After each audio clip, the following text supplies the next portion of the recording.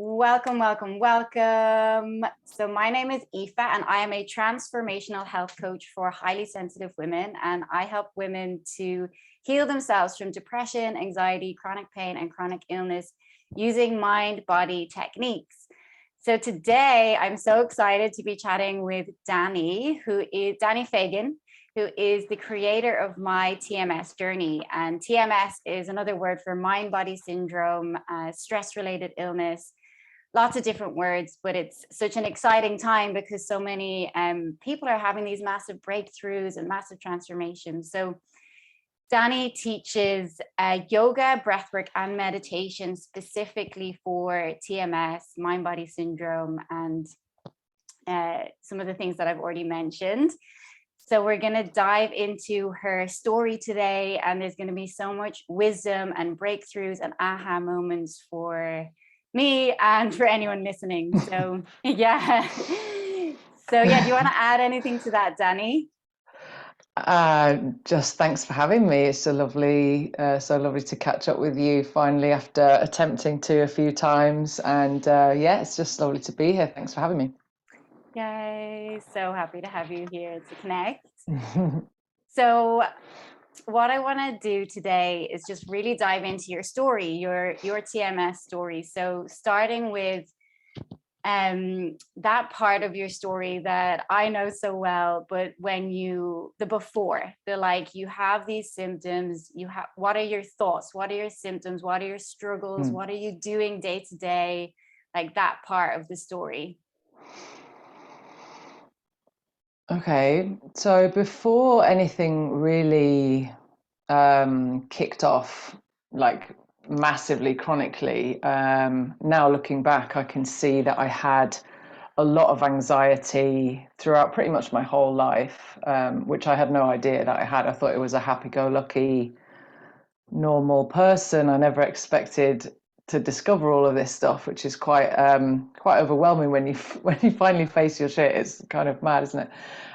But I definitely had bouts of my life where I had anxiety. I had prolonged periods with bad headaches. I had gut issues. I had insomnia, a whole bunch of different things, but never really to a point where I was debilitated by it, right? Or I would try and kind of, I went for like food intolerance tests and basic stuff like that, but it didn't kind of stop me from living my life. So it didn't, affect me so much. But I was always that kind of push myself to my limit type person, even though I considered myself as quite a relaxed person as well. This is just typical probably for mind body sufferers, that we push and push, but we think that's kind of the norm. Like that's what we should be doing all the time. We should be overachieving and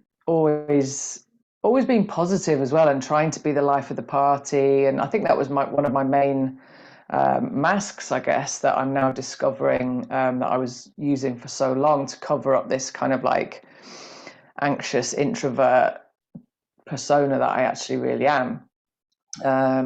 So later on, now in hindsight, I've kind of discovered that I was very much people pleasing and perfectionist and all those kind of typical traits that we have in this space, to sort of cover up that hurting child, I suppose you could say. So the symptoms cropped up in random different ways, and then one night I woke up in the night with like my back was sore, and I was like, this is kind of weird, like what's going on here? And that kind of progressed and got a little bit worse over time. And then one morning I woke up and I literally couldn't move. It's nothing that I'd done physically. I didn't pull anything. I wasn't, doing weights or anything crazy like that. So I woke up like that and couldn't move, couldn't walk. I was terrified. And that's the start of, it was the start of my recovery, but it was the start of like the darkest part of this story, I suppose, because it was like, I didn't know about any of mind body stuff at that point. I didn't know I didn't even know anything to do with, my emotional world and how that can contribute. I had no idea. Like, I thought I'd broken something, or I had some kind of, I don't know, spine cancer, or I don't know. So that's kind of where it started, really. I was very, very unaware of myself, very unaware of my feelings, very unaware of who I was. I was a persona that I was for other people, basically, which I'm pretty sure most people in this community can relate to in some way, because that's kind of what gets us here, right? That masking, that sort of conflict, I think, for me at least, that conflict of my true self fighting to be heard, and my outer shell just like shushing her down for years and years, and then this is how she shouts, kind of thing, in my back. Oh my God, And that's I love kind that. of what brought me to that.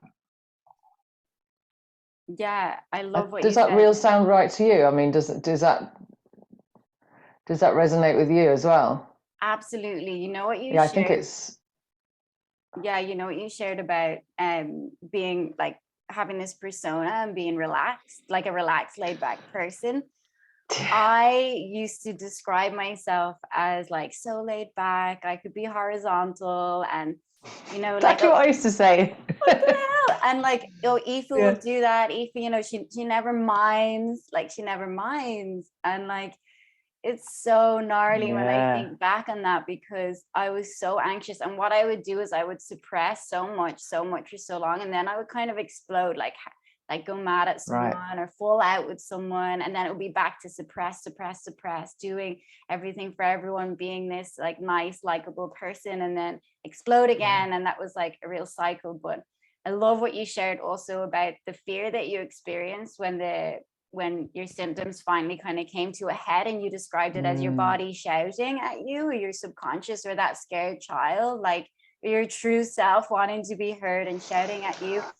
And the fear, because the fear of the symptom then is like this whole other layer that makes it spiral.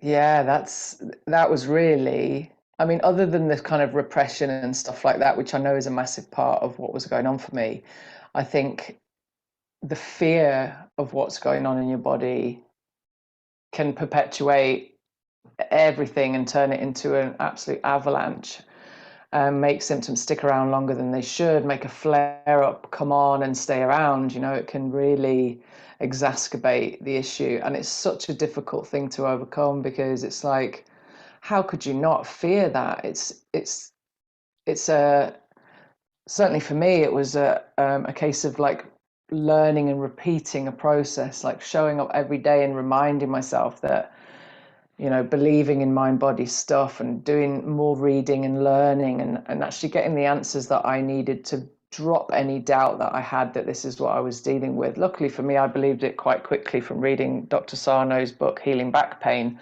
It was like reading something he'd written about me. It was so bizarre. So I think for many people, it's such a difficult step to acknowledge that something isn't broken. Like, that is, well, I think it's difficult just because we live in that medical kind of pharmaceutical world, but also because like it's almost like you take the blame for it if not. Do you know what I mean? Like, even though my body is not saying that it's your fault in any way, it's like all of the responsibility then is not with the doctor. I can't rely on anyone else other than practitioners and coaches and people like yourself and some of the work that I do. It's like, it's on you, and that's a massive responsibility for someone, for anyone, never mind if you're absolutely in agony and you can't walk or whatever it is that you're suffering with. Like, that took a while for me to sort of really solidify in. But I think, like with a lot of things in this space, it's a bit of a learning a new language, I call it, kind of journey. It's like you can't just randomly show up to a Spanish class one day and then be fluent and be comfortable and like never have to take a lesson again. It's for it to be long term and for it to be really integrated into your nervous system and into your body. it's got to be repeated, and the belief has got to be like a cycle. You've got to keep reminding yourself and believing, and then if your doubt comes in, then you have to address the doubt and figure out what questions you need answering to get over that doubt. Or trusting your body again in itself is another like big part of that fear that I had. I wouldn't, if I felt pain just by sitting, then I wouldn't sit. I wouldn't think, oh, it's better to grade my exposure to the things that frighten me or whatever, because I thought that they would break me. Like I was certain that my body was just in pieces. It's a big learning curve for sure, and I think it's such a massive part of this as well. Like even if I hadn't done all of the like emotional work and the inner child work and all of that kind of shit, I think if I was to just have done the fear work, I would have gotten pretty far.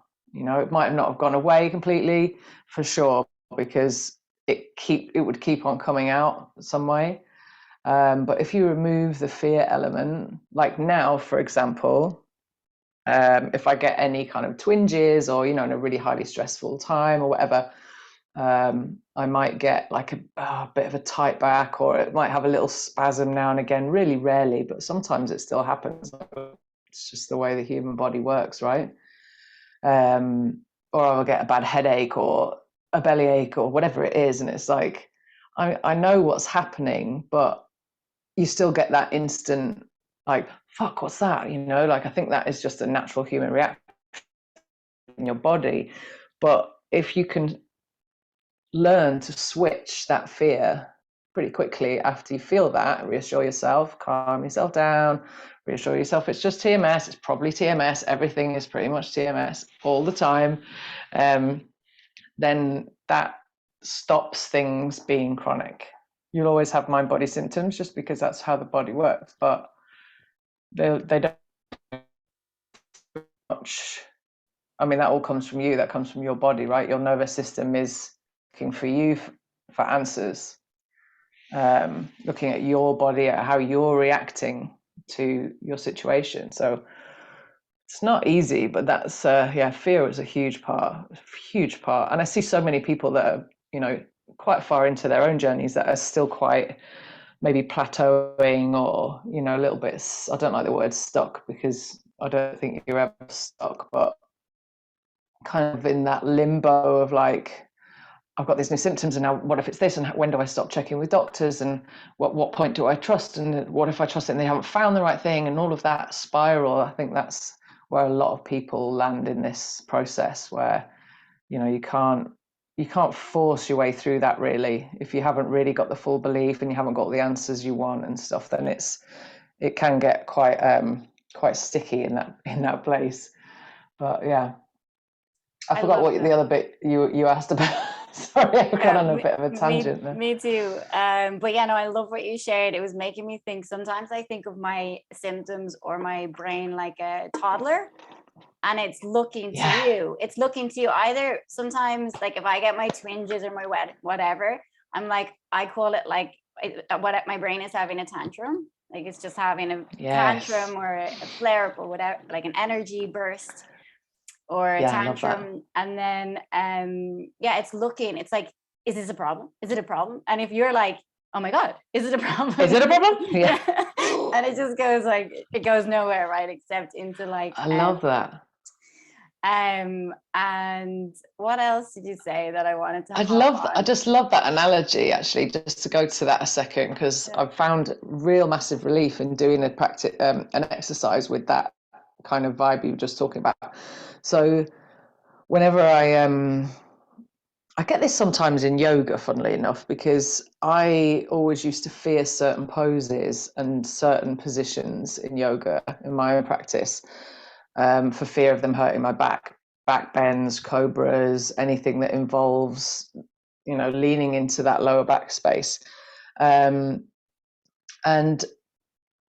when I was in quite a lot of pain as well, I can't remember where I found this idea or where this happened. I don't remember exactly how it came about, but when I'm in this, like when that fear comes on, and that sort of, that tense kind of clenched braced, oh shit thing you do.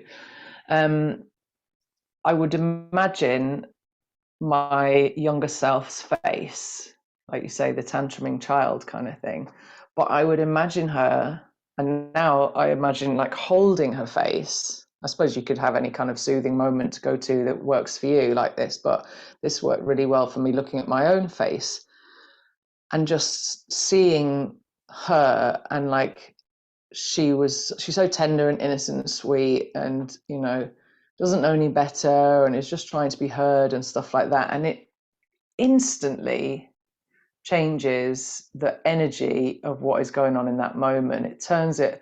It helps fear turn to love really fast. And many times that I've done this, and I've told a few people this, and I think like 2 out of the 3 people that I told about this, it's on my website, so I'm sure a lot more people have read it, but people that I've spoken to directly have said the same thing. One lady, Victoria, that I know, she was years in pain, and she uses that technique, and it never came back, kind of thing. Like she sort of trained her way out of it by just dialing down the fear and turning it into a compassionate kind of feeling, which is it's an relatively easy thing to do, unless you have obviously a really shitty relationship with your baby self. But you could change that image to the face of someone that you really love, or your own child, or like your parents, your grandma, whatever it is, some kind of really loving, soft, unconditional, how could you possibly think anything other than, oh, with this image, yeah, and that works amazingly well. I love So that. tantruming, Yeah, yeah, I you could love go from that. the tantrum child to you're the compassionate, higher self, whatever you want to call it, adult self that's soothing that. And that's exactly what your nervous system is looking for, really.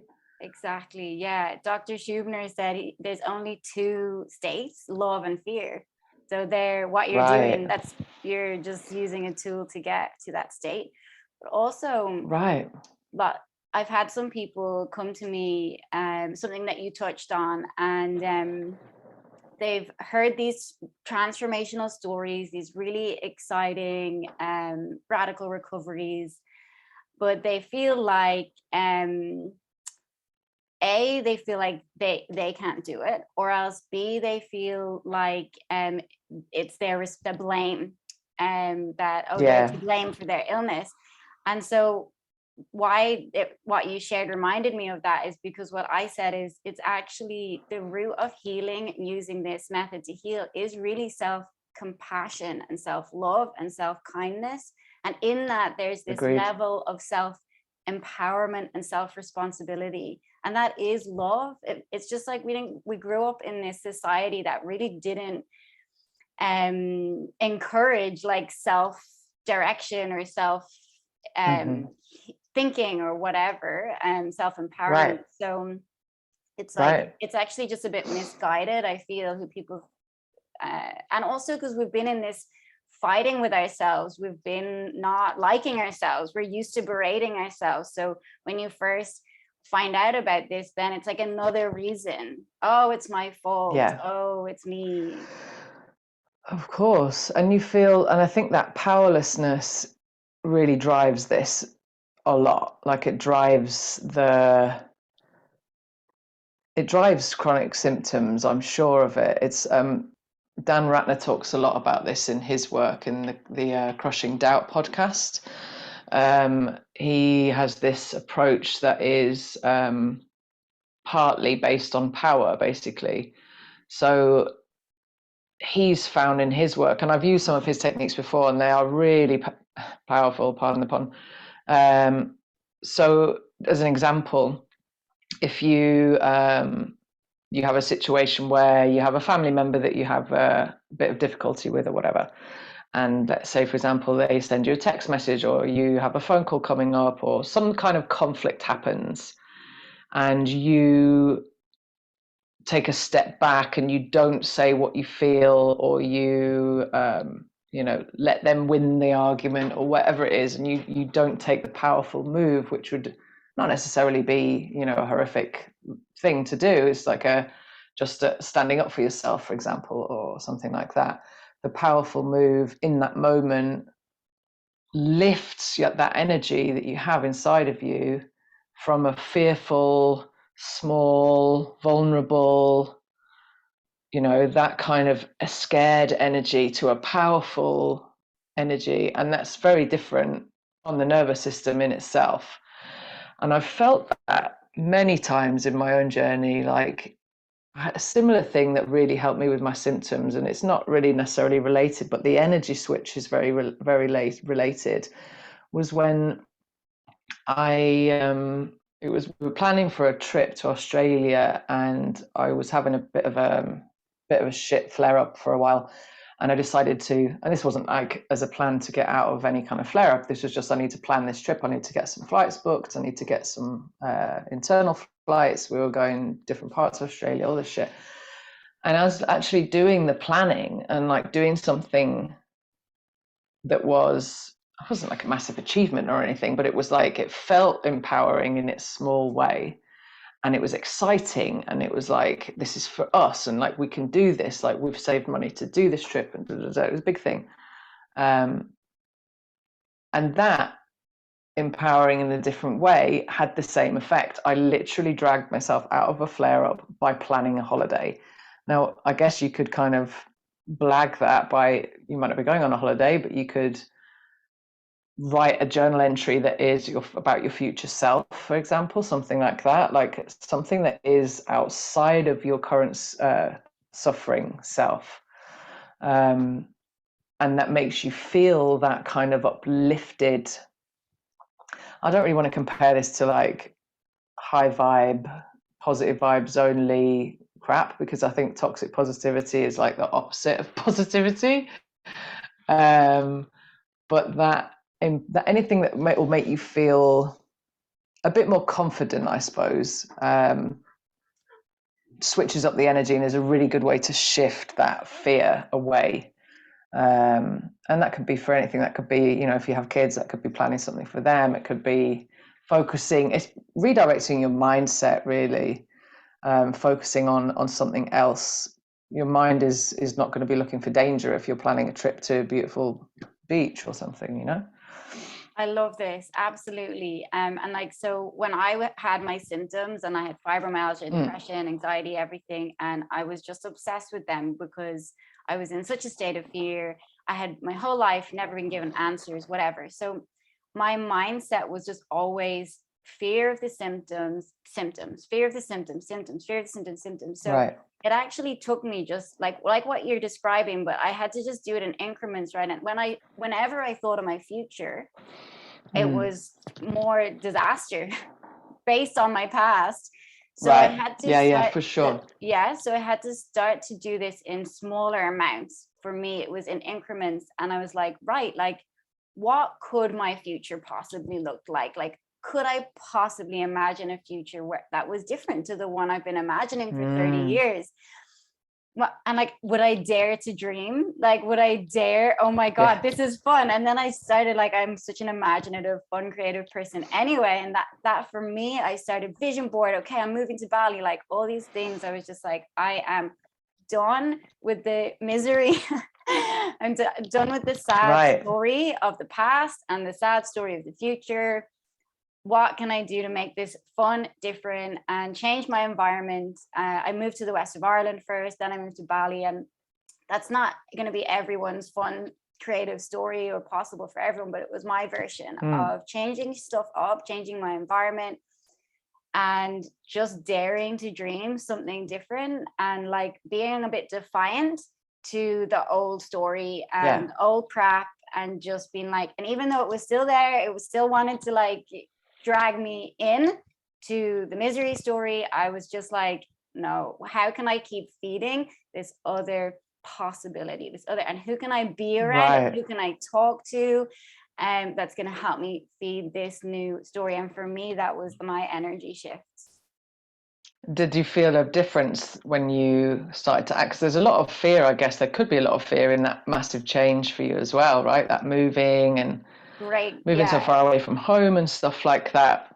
But that shift, did you feel a difference in your symptoms and stuff when you so I always started doing that? I always just like started to feel better when I started to plan and think differently about my future, and like really connect in with my purpose and my gifts and my hobbies and my interests, and deciding to prioritize them over the fear story, over like, oh, what if I don't sleep, or what if I, all the stories, That's and then great. the fear ones. It's like, oh, I'm going to do this fun thing tomorrow that I love, but then, oh my, what if you don't sleep? What if you can't go? Whatever. So really choosing those, that really helped. But then, of course, every time I made those big moves and those big changes, my brain had a tantrum. It had a tantrum because it wanted the familiarity, the seduction of safety in the misery. It was like, but we know this.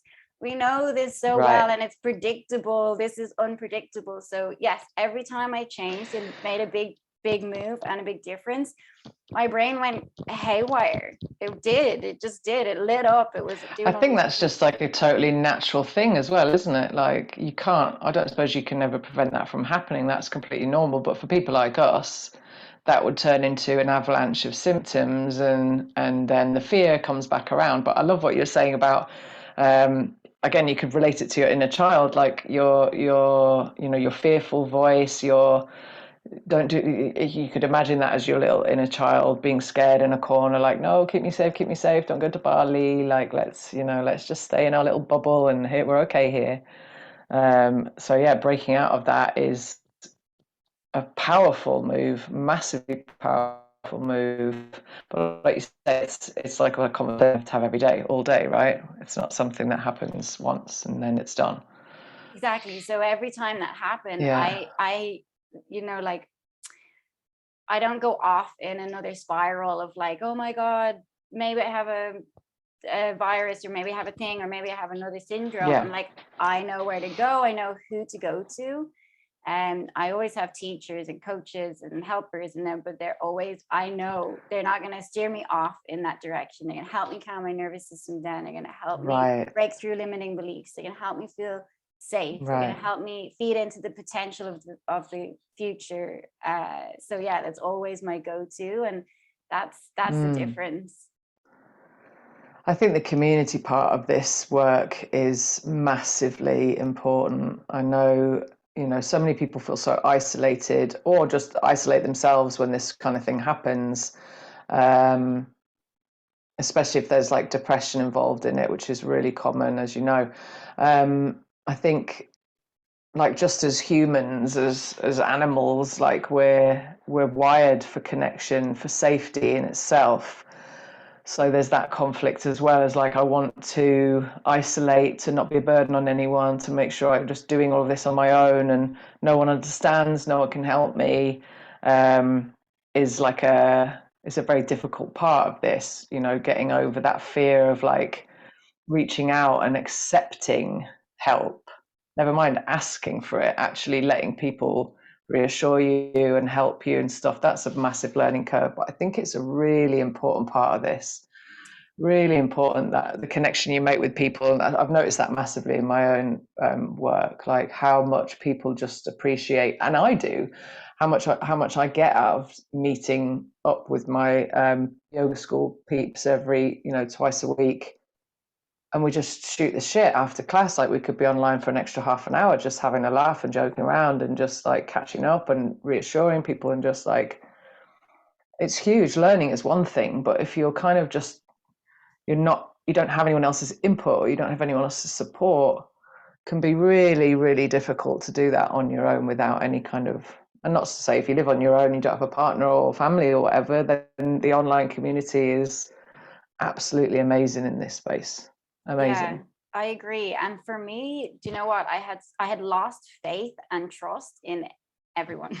Everyone, because I had spent 30 years going to consultants and doctors all over the world, healers, like doing everything, everything. And I was felt so alone, so isolated. I couldn't eat any food. I couldn't touch things. I couldn't sit on things. You know what I mean? Everything was a trigger, and no one understood. There was no one, and people, they wanted to support me or help me or whatever, but no one understood. So for me, when I found this teaching, I really just dropped everything, and I knew like straight away. It was like all in. And for me, it was like just the most powerful thing was actually meeting people who understood and who had tools and answers and explanations, the simple explanations. I'm like, dude, this has been 30 years of like all kinds of theories, all kinds of theories. It's the gluten, it's the sugar, it's the cold water, it's the virus you had when you, chickenpox you had when you were 10, it's the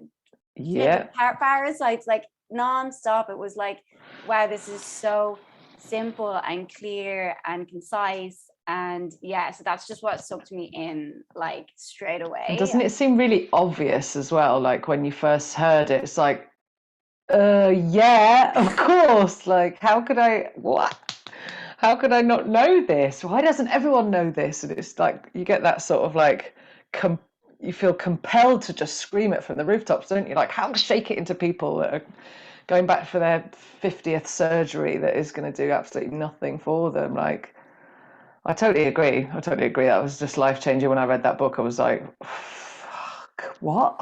This is me. And meeting other people just like you that get it. They just get it, and they witness you. This is really powerful shit as well, that someone that can witness you in your pain and see it without you even having to say anything, know you inside out without you having to say anything, is like the most, I don't even have a word for it. The most, like, it felt so important to finally be seen and understood. Not just because I was in pain and so are you. It's like everything about my past, you probably can already guess. Do you know what I mean? We don't have very similar stories, but very same stories, but there's so many similarities. Like literally everything I post on social media is like, you know, I'll get a few people commenting every time, like, fucking hell, you're in my brain. Like, wow, yeah, this is me 100%. Like, we're so similar, and we feel so alone in this. It's such a weird kind of conflicting thing, but again, it's just like learning, isn't it? It's learning to let that guard down and finally be vulnerable with your people. It's fine. This is like literally your people. And letting them in, which is, like you say, it's hard to trust when you've had a shitty time with doctors and practitioners and family and whoever else, you know? It's tricky. Yeah, for real. And the other thing that about trust actually is that it is, you already mentioned it, it's like trusting your body again. And also like for me, my body trusting me, because for me it was all food and allergies and intolerances, and I was like, it made sense, right? It's like when I eat something I feel sick, so it made sense, and my stomach is sore, so it made sense to go to the food. Made logical sense, of course. but after years and years and years of like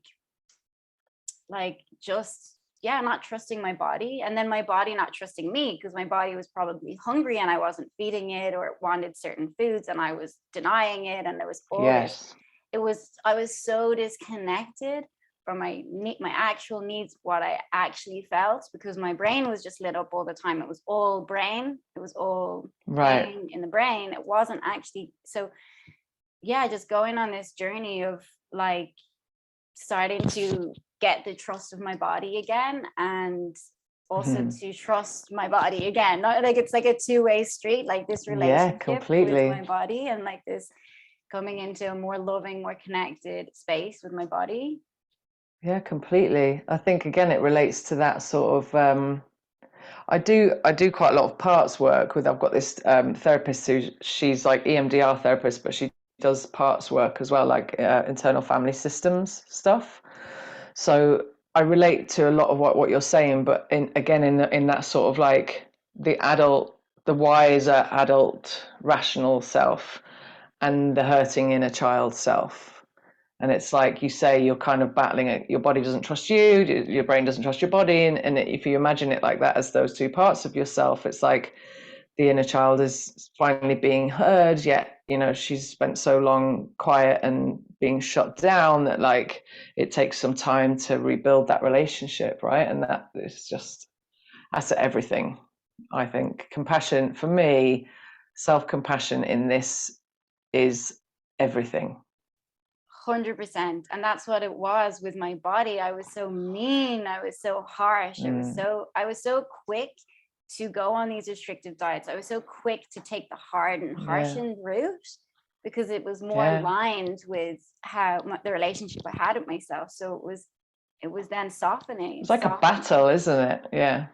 You think a lot of people kind of get stuck in this place as well, like you say, in this sort of feeling that it's a battle with yourself and your symptoms and your body. Whereas your body's always working for you. Your body's trying to keep you safe. Your body is there to heal and protect you, and is this beautifully complex, primitive in some ways, but beautifully complex system. But we fight against it. I think society's got a lot to answer for in that though as well, like body image and all that kind of shit. But that's definitely a big part of it, right? Is to start to see yourself in a different light and how your body works, and let go of that battle mentality. You can't. I mean, it's not like a war zone that you're going to beat this thing. And some people find that quite empowering, though. You know, Sarno in his book does talk a little bit about like standing up to your brain and being like, I got you, brain. I'm, Mr. Wise Guy, whatever, like, shut the fuck up, I'm in charge, da da da. That never really worked for me, but I'm sure for many people it would if that's your kind of vibe. Like, you take the powerful edge and your brain takes the back seat kind of thing. But yeah, I've tangented again. Sorry, my mind is like... No, you didn't at all. You were so on point. Like, because it was this war, and like, this is literally the journey. War. The journey was, I was at war with myself, and this was the result. My symptoms, my illness was a result of that. So moving into a more unconditional love, peaceful relationship with myself was just everything. The self-compassion, the self-love. So I totally resonate with that. What you said, like, you can't like go stay in the war zone and think you're gonna find peace. You're like, you're gonna stay in the battleground and keep fighting. You can't. You're absolutely right. You can't be in a war and find peace. It doesn't happen. You can't like heal a body that you hate. It just doesn't fit. Like, that vibe of the energy of hatred, the energy of battle, the energy of fight and frustration and fixation and feeling that you're broken, or that, like, all of these things that you've touched on today of that everything that you eat, everything you put in your body, it's all fear. It's all that like wounded kind of vibe, isn't it? And that's the opposite of what works, like acceptance. And it doesn't even have to be self-love, like this massive love affair, this fucking unachievable thing. I don't know if really exists. Maybe it does, but I think self-compassion can be like quite misunderstood as this like new planet that I'll get to, and I'm dancing around with fairies and shit. I think it's more like being with yourself in the eye of the storm and not leaving.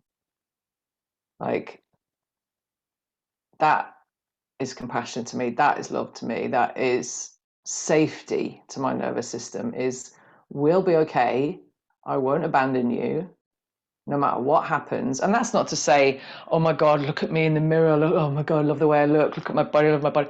It's not about that. There's always going to be things that we don't like about ourselves. Always going to be things we want to improve about ourselves. Even when we fucking heal, we still want to improve ourselves. Like, I can never stop doing that. But I think compassion is a different thing. It's not like a Valentine's Day story. It's a lot more kind of gritty than that. Does that make sense? Makes all the sense. Absolutely. Like, it's more, I was chatting about this with someone else. Like, you think, I'm going to heal, I'm never going to have pain again, I'm going to be on that new planet with all the fairies, like you said. Yeah. But actually what happens is, it's like more day to day. I just find myself like, wow, I just had a really upfront conversation with someone. What the fuck? Like, I never did that in the past. And I'm like, that's oh amazing. My God, I just like, it's just the everyday stuff. It's just the everyday stuff Yeah. where you feel like, I feel like I have more power and more voice, and I just feel more myself. Like, Right. and like That's that's such just, a loving thing to do for yourself, though, isn't it? Like giving yourself a voice. It's frightening, but wow, that's loving. Yeah, exactly. Mad, isn't it? How different, like, you think, I get a lot of questions about people saying, well, how do I how do I accept myself? How do I get to that point of like self-love? What do I do? I'm doing self-compassion meditations, but it can sound like bullshit if you really just kind of at the beginning of that journey and you think like I did, I used to think self-compassion was a load of horse shit. It was like, oh, this is not a thing. This is made up. This is what people on social media use to make you buy lipsticks or whatever. It's not a real thing. And that's the difference that I think people can kind of need to understand in a way, is that does come later. Like the love element, the kind of holding yourself and feeling at home in your body and all that kind of thing.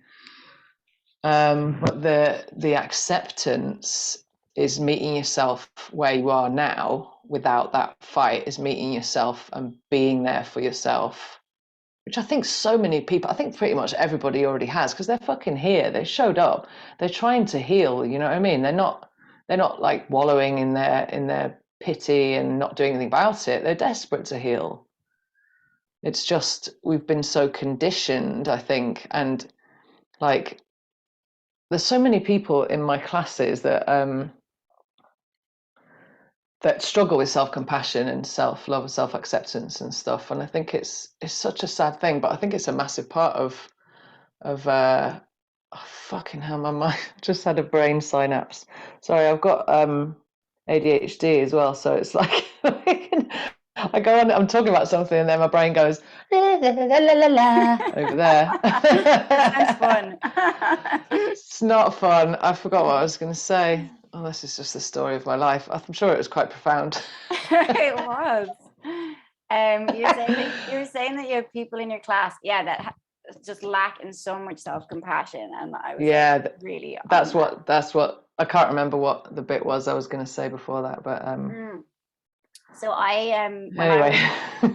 when I was first on my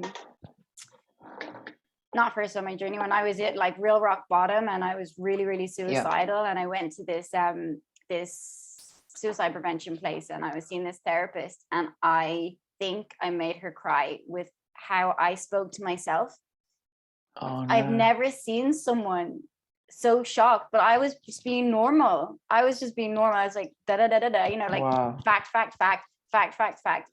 and she was like horrified. I can't even remember what I said, but it was just the normal contents of my brain. So that's the level of harshness and hardness and battle and war zone and self-warring. But we didn't even probably realize that there's anything wrong with that, right? That you're just so used to that.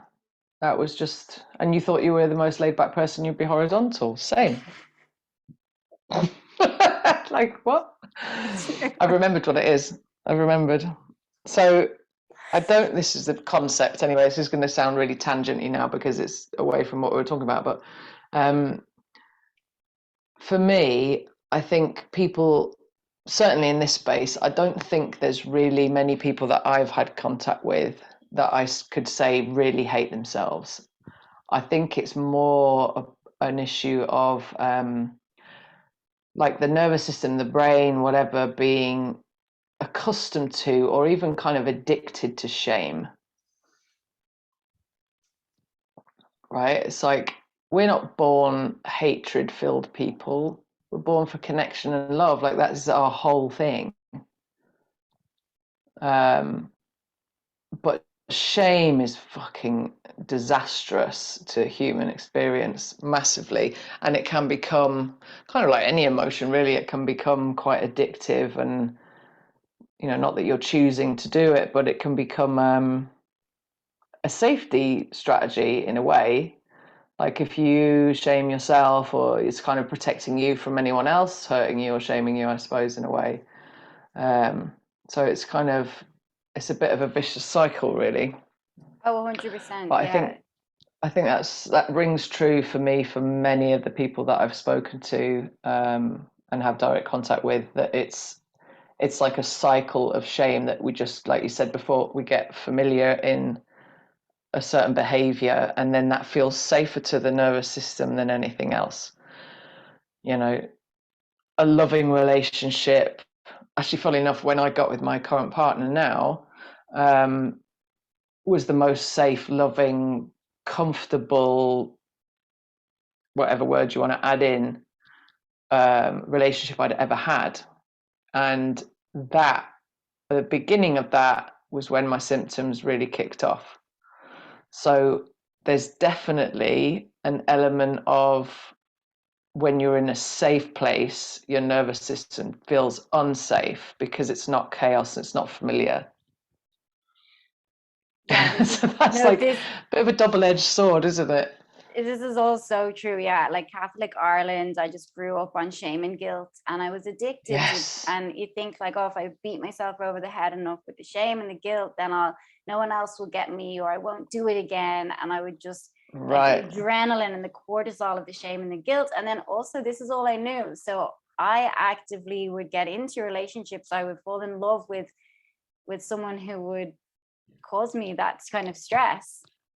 Yeah. It felt familiar. So Right. I can And really, still stay, yeah, and stay in that, and stay in a faith system that makes you feel that way as well. Like there's so much of that. I mean, I can't speak for anybody's faith or religion types or whatever, but I've heard quite a lot of that, that kind of strain and that pressure that certain faith groups can put onto you, whether it's intentional or not, obviously. But that trying to be of service all the time, always trying to have a kind of a giving personality and a very selfless personality and stuff like that, it can be detrimental massively. yes, yes. And in Irish culture, it's a big thing, like, to not be confident. So if someone's confident, you Right. kind of want to knock them down a peg or two. Like, we all got to stay down in this like low Don't be confidence. bold. Yeah, exactly. Like the word bold is a bad I thing. It's love like, I love that word though, but yeah, it's not a good word. it's not good. You can't. So yeah. These are all they all tie into the same thing. I love what Yeah. you shared about the safety. Then, like, with your brain, like you said, your body and your brain, it's always trying to do good, do well, and keep you safe. So if you start to, for me, like, start to imagine different things for my future, do new and exciting Mm-hmm. things. But the brain is like freaking out because it wants to keep you Yeah. safe. Yeah. It is, and it's a difficult thing to kind of figure out what your path is, because every time you try and make a change and your brain freaks out and you might get symptoms again, or you feel fear or you feel anxiety, it's like, well, I thought this was supposed to make me feel better. Like what's going on? And that's a journey in itself, isn't it? Just learning to realize, like, healing is uglier than the original wound, really. This process it's not pretty. It's not fairies on a new planet, unfortunately, but it does get you there. It definitely does get you there. I'm definitely on the better side of it now. That, I mean, it took a lot of work, even just getting out of chronic pain. That was like step one. I thought that was going to be the only step, but then you realize what brought you there, how you got there, all the relationships and repression, like you said, and all of that. That inner child has got some shit to say. She's been trapped for 40 years. Like, it's going to get ugly, but I think finding that compassion for yourself, no matter what happens, no matter what you've done in your past, no matter how you've treated people, no matter what's happened, finding that space of compassion for yourself will get you to a point where, even if your circumstances don't change massively, even if your life doesn't change massively, you've changed inside. You have revealed that true self, and that is just transformational. Even if you're still with the same partner who gives you stress, or you're whatever the situation is for you, finding your own voice and honoring it, acknowledging what's happened to you, and honoring really how you feel and standing up for yourself, and like you say, having difficult conversations like you never would have dreamt of having before. Baby steps like that, just showing up for yourself every day in small ways creates new habits that stick, and they create healing. Preach, sister. Oh my God. Quick, tweet it. Get this out there now. Get it online. Oh my God, no. No, this is so golden. It's so golden. Thank you so much, Dani, Oh, it's a pleasure. for kicking it and hanging out and Yeah, sharing your man. journey and your insights. It's rad to be on this journey and to meet with sisters who are doing it too. Right. So yeah. I love that. Thanks for inviting me. It's been a pleasure. Let's do it again sometime. Yeah, I would love that. And what I'll do is I'll leave all your links in the comments and the description so people can get in touch with you and great. Check out your vibe. Great. Cool. Thanks, babe. Thank you. Thank you so much.